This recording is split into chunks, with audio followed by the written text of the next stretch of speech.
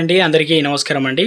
తెలంగాణ రాష్ట్రంలో ఇప్పటికీ దాదాపు కాంగ్రెస్ ఎన్నికల మేనిఫెస్టోలో భాగంగా 4016 రూపాయలు, అదేవిధంగా 6016 రూపాయలు ఇస్తామని ప్రభుత్వం అయితే తెలియజేసింది. దీనికోసం అయితే రాష్ట్ర వ్యాప్తంగా అందరం కూడా ఎదురు చూస్తున్నాం. అదేవిధంగా కొత్త పెన్షన్లు ఎప్పటి నుంచి ఇస్తారు, పెంచిన పెన్షన్లు ఏమైనా ఇస్తారా, ఈ నెల పెన్షన్లు ఎప్పటి నుంచి ప్రభుత్వం అయితే జారీ చేయడానికి సిద్ధపడుతుంది. సో మొత్తానికి దీనికి సంబంధించినటువంటి ఏమైనా రూల్స్ వచ్చాయా, ఎవరైనా పెన్షన్లు కట్ చేశారా, దీనికి సంబంధించి కంప్లీట్ ఇన్ఫర్మేషన్ అనేది చూద్దామండి. వీడియోలో తెలుసుకుందాం అప్డేట్.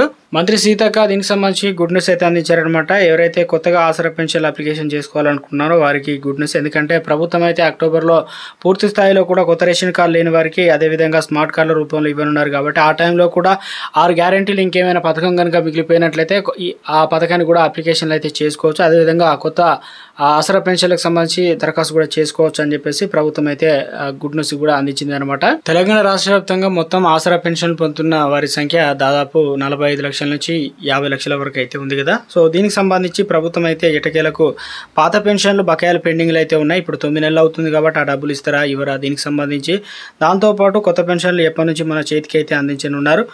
ఇక ఆ వివరాలు ఏంటనేది మన వీడియో రూపంలో తెలుసుకుందామండి. ముందుగా వీడియోస్ ఉన్న ప్రతి ఒక్కరు కూడా లైక్ చేయండి. కొత్తగా ఛానల్ వస్తే సబ్స్క్రైబ్ చేసుకొని bell button all notification activate చేసుకోండి.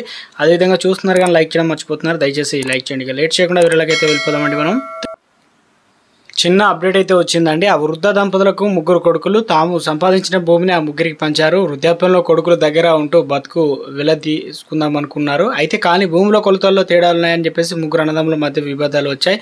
ఆ 3 కూడా తల్లిదండ్రులు బాగోగులు మరిచారు. దీంతో ఆ వృద్ధ దంపతులు తాము కొడుకులకు ఇచ్చిన భూమిని తిరిగి ఇప్పించాలని వేడుకుంటూ హన్మకొండ కలెక్టరేట్లో సోమవారం అయితే ఫిర్యాదు అయితే చేశారనమాట. ఇక హన్మకొండ జిల్లాలకు సంబంధించి ఆ పెద్ద కోడేపాకకు చెందిన చెక్క చంద్రయ్య సారమ్మ దంపతులు ఇక 3 కుమారులు అయితే ఉన్నారు. దీనికి సంబంధించి ఆ దంపతులకు సంపాదించిన 10 ఎకరాల 5 గుంటల భూమిలో 1 ఎకరం 11 భూమిని తమ పేరు పైన ఉంచుకొని మిగతాకి 8 ఎకరాల 94 గుంటలకు సంబంధించి ఏదైతే ఉన్నాయో పరకాల్లో 3 గుంటల స్థలం విలువను ముగ్గురికి పంచి రిజిస్ట్రేషన్ కూడా చేయించారు.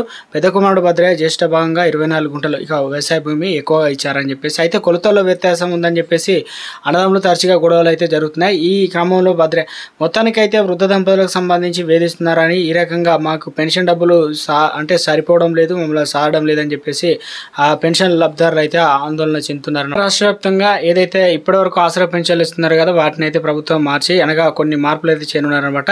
ఆసరా పెన్షన్లు చేయిత పెన్షన్ 2024 సంబంధించి ఎవరైతే నిజంగా ఇవ్వాల్సి అంటే అర్హులు ఉన్నారో గతంలో డబుల్ పెన్షన్లు పొందడం, ఈ రకంగా నకిలీ సర్టిఫికెట్లు, సదరం స్లాట్ సంబంధించి ఇవన్నీ కూడా కొన్ని తెలంగాణ రాష్ట్ర వ్యాప్తంగా ఇవన్నీ గుర్తించినట్లయితే 1 లక్ష నుంచి 2 లక్షల మంది అయితే తొలగించబోతున్నారట.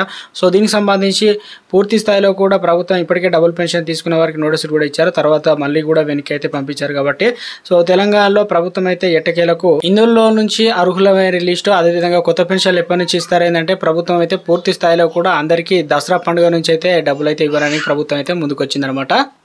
ఎట్టకేలకు ప్రభుత్వం అయితే మరి ఈ నెల పెన్షన్లకు సంబంధించి పాత బకాయిలు ఏమైనా కల్పిస్తుందా లేదని ప్రభుత్వం అయితే చూస్తున్నారనమాట. అయితే దీనికి సంబంధించి బడ్జెట్ లేకపోవడం వల్ల పాత పెన్షన్లే ఇవ్వాలని ప్రభుత్వం అయితే ముందుకు వచ్చింది. దీనికి సంబంధించి మరి ఏ తారీఖుని ఇప్పటికైనా 24 తారీఖు అయితే వచ్చింది. ప్రభుత్వం అయితే ఈ నెల 27 లేదంటే 26 తారీఖు నుంచే ప్రభుత్వం ఆసరా పెన్షన్లు పాత నెల మాదిరిగా తీసుకోవడానికి అయితే ప్రభుత్వం అయితే అందించిందనమాట. సో దీనికి సంబంధించి ప్రభుత్వం నుంచి మంత్రి సీతక్క కీలక అప్డేట్ అయితే అందించారు ఎట్టకేలకు.